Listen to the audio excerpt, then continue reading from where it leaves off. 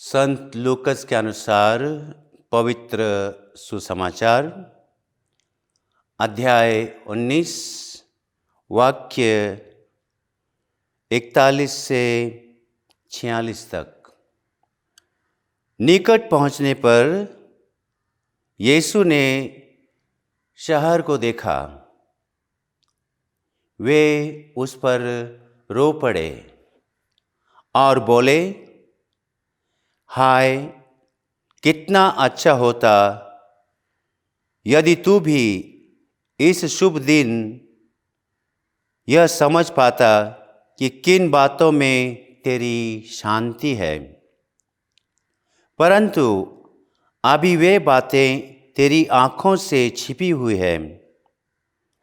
तुझ पर वे दिन आएंगे जब तेरे शत्रु चारों ओर मोर्चा बांधकर तुझे घेर लेंगे, तुझ पर चारों ओर से दबाव डालेंगे और तेरे अंदर रहने वाली तेरी प्रजा को मटियामेट कर देंगे और तुझ में एक पत्थर पर दूसरा पत्थर पड़ा नहीं रहने देंगे, क्योंकि तूने अपने प्रभु के आगमन की शुभ घड़ी को नहीं पहचाना।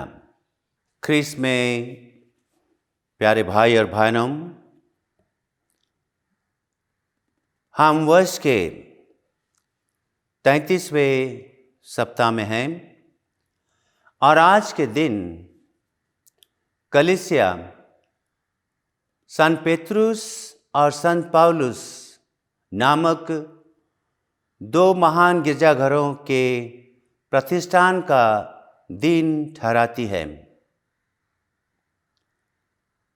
हम ये जान लें कि ये दो संत कलीसिया में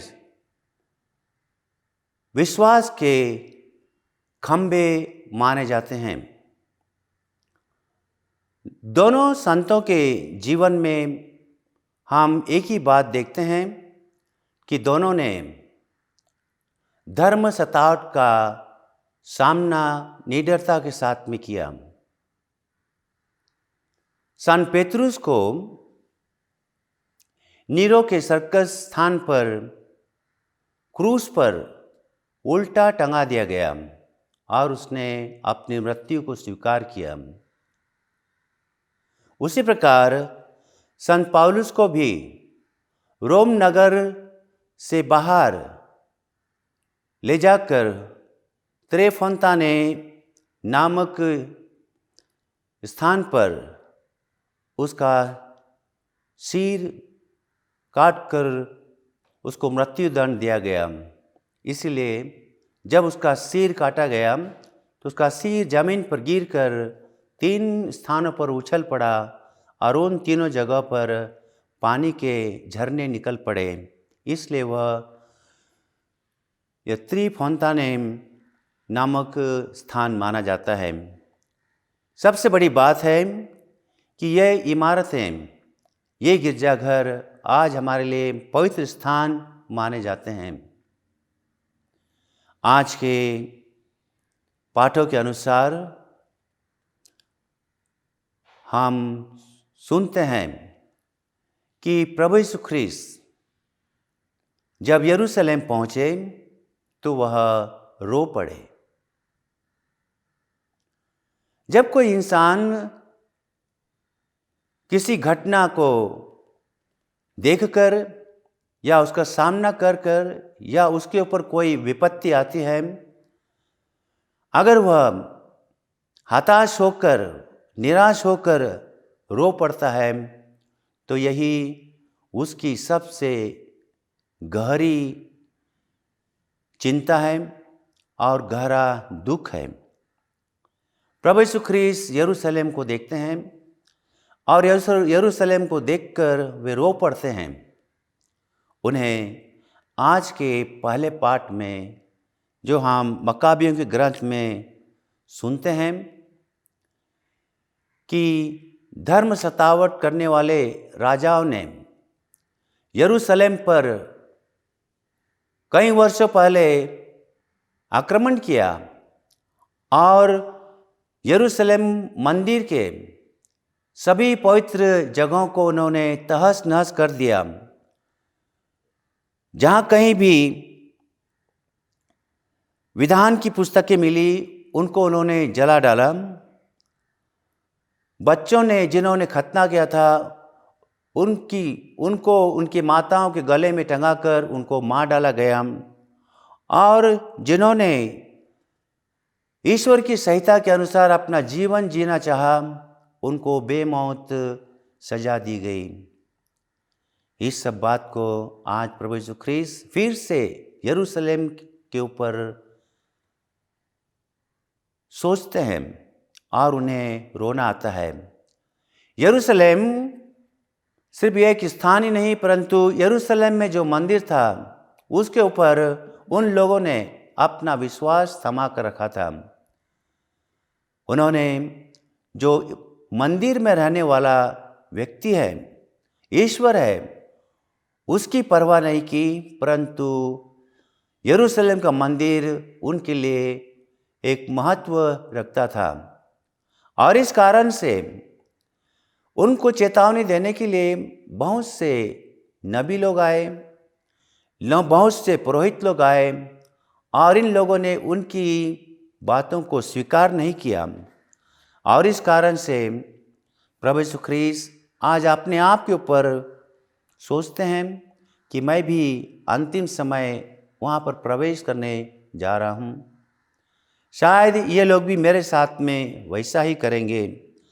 आज जो प्रभु यीशु ख्रीस्त ने सोचा वैसा ही उनके साथ में हुआ। इसलिए प्रभु यीशु ख्रीस्त उनको ये सब बीती हुई बातों की याद दिलाते हैं कि किस प्रकार से उनके ऊपर अत्याचार आए, किस प्रकार से उनको ईश्वर से अलग करने के लिए विरोधी लोग उत्पन्न हुए, परंतु ईश्वर से जोड़ने के लिए कई नबी लोग आए और उन्होंने उनको स्वीकार नहीं किया। और ये सब चमत्कार देखते हुए भी प्रभु यीशु ख्रीस्त उनसे कहते हैं, तुमने अपने प्रभु के आगमन की शुभ घड़ी को नहीं पहचाना। क्योंकि वे लोग स्वयं प्रभु यीशु ख्रीस्त को नहीं पहचान रहे थे।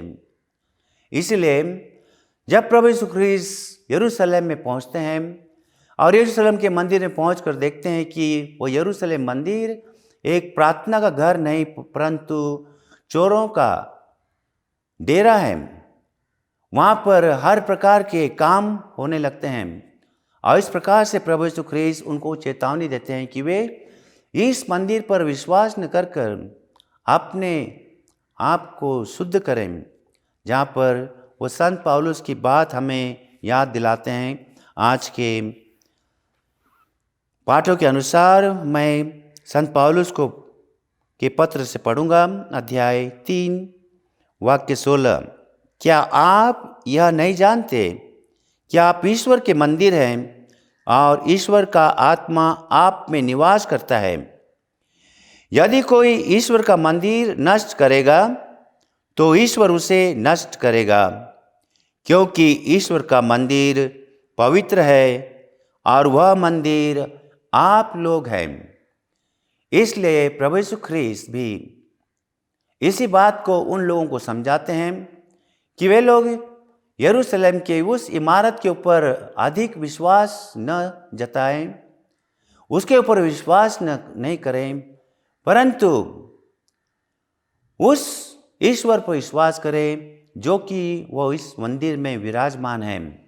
और विशेष करके प्रभु यीशु ख्रीस्त आगे भविष्यवाणी करते हैं उन्हीं लोगों के लिए जो कि उस इमारत के ऊपर अपना विश्वास ईश्वर से अधिक दिखाते हैं। और प्रभु यीशु कहते हैं, तोड़ दो इस मंदिर को और मैं इसे 3 दिनों में खड़ा कर दूंगा। प्रभु यीशु ख्रीस्त एक साधारण इमारत या साधारण मंदिर के बारे में नहीं, परंतु अपने ही बारे में और कहते हैं कि वह स्वयं ईश्वर का पुत्र है और ईश्वर की ओर से भेजा हुआ एक उद्धार करता है जिन्होंने उसे स्वीकार किया, जिन्होंने उसे अपनाया और अपने मन मंदिर को सजाया और तैयार किया।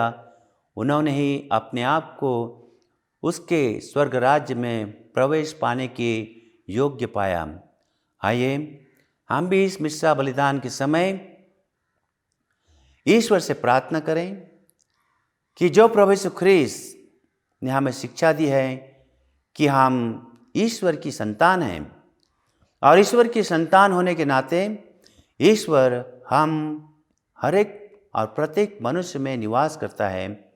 हम एक दूसरे में ईश्वर को खोजें, अपने परिवार में, अपने पड़ोस में और अपने समाज में, ताकि यह सारा समाज ईश्वर का राज्य बने, ईश्वर का मंदिर बने। आमीन।